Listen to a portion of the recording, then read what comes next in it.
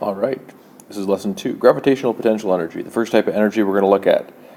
Also, probably the most common. So, gravitational energy. So the reason an object lifted wants to fall, we talked about in the last unit, is because of the force of gravity. So this creates a way to store potential energy, so the ability to do something. If you lift something up, you're basically giving it energy that it can release as it falls back down. That's why we call it potential, because it's got the potential to do something. Now, the amount of energy you store depends on the mass of the object and the change in height. A heavier object basically will store a lot more energy, and the height, the farther something falls, again, you're getting more energy the higher you lift something. There's a lot of devices that use this in the real world, so pile drivers, even a hammer. The reason you lift a hammer up is that when you bring it down, you're getting the gravitational energy added to the speed you're swinging it with. So what does that mean? Well, to lift something, you need to apply a force equal to the force of gravity. Otherwise, you're not lifting it at a constant speed and it's going to slow down. And when you lift something, by definition, you're moving it over a distance. What that means is you've applied a force moving something through a distance in the same direction as the force, which means work has to be done, which means there's a change in energy. E2 is bigger than E1, you've done positive work, it's gained energy. So, if we look at the amount of energy, the work is the force times displacement, that's the energy gained. So the displacement is just the height, the force is just the force equal to the force of gravity. So work is the force of gravity, and we're hopefully lifting it near Earth, so it's just mg, height is the h. So the energy it's gained is the mass times 9.81 g times the height. And we give that a special name. We call that the gravitational energy, and say that's equal to mgh. So Eg is the gravitational energy in joules, m is the mass in kilograms, g is 9.81, h is the change in height. Technically, we should probably call that delta h for change in height, but honestly, 99% of the time, one of your heights is going to be 0, or you're going to say one of your heights is 0, so the height will be whatever you lift it. So for example, what's the gravitational potential energy of a 0.5 kilogram ball sitting on the roof of the school 4 meters above the ground? Now, the important thing with these questions is to figure out where are we talking about the energy with respect to. If it was respect to the roof of the school, the energy would actually be 0, because its energy from the roof, the delta H, would be 0, so you'd have 0. This question, typically we're probably saying, okay, what's its energy with respect to the ground? In fact, that's how I probably should have said it. I should have said, what's the energy of the ball with respect to the ground 4 meters below?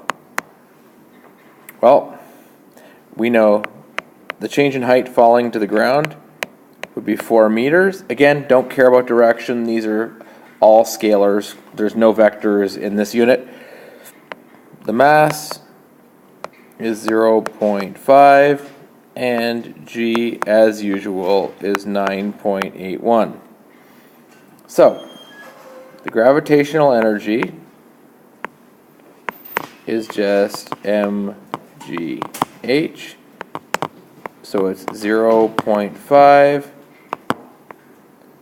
times 9.81 times 4, which works out to the following: 0.5 times 9.81 times 4 is 19.62. We've got, well, technically 1, so we should probably actually say it's 20.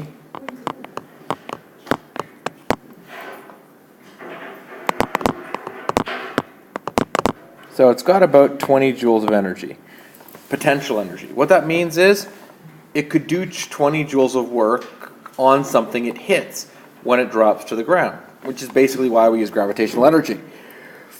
You lift it up, it falls. Okay. The only problem, as I said, is the height.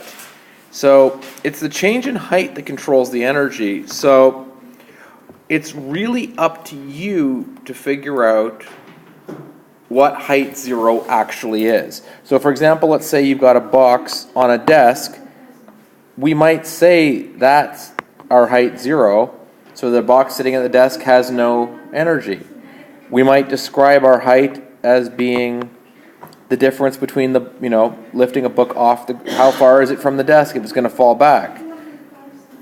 In this case, if it actually fell to the ground, we could call this a negative height.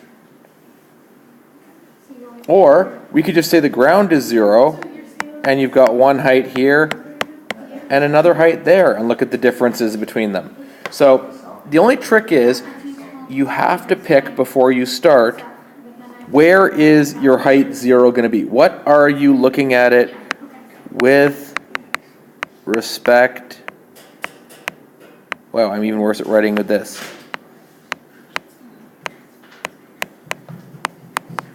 To. Okay?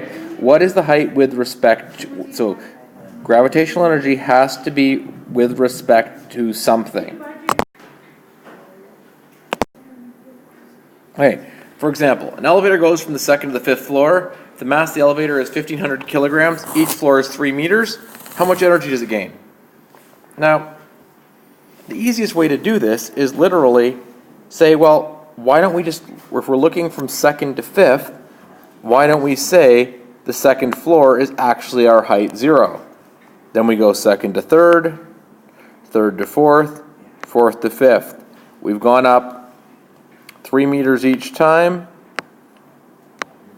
So our change in height is 9 meters. By the way, you could actually start from the ground and do 12 minus, have the second floor be 3, have the fifth floor be 12, and just say 12 minus 3. You'd still get 9. You're still going to get exactly the same answer. It's just a lot easier if you basically can pick it so that one of your values is 0. So that's delta H. The mass is 1,500 kilograms. G is 9.81. So EG mgh. So it's 1,500 times 9.81 times 9, which works out to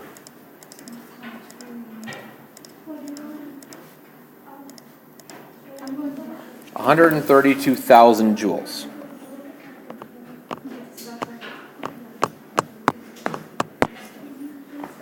All right, a lot more energy.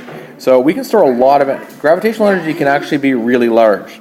So as I said, the only trick to this, it's a pretty easy equation to use. The only trick is you have to basically pick, what are you measuring the height with respect to? What's your 0, okay?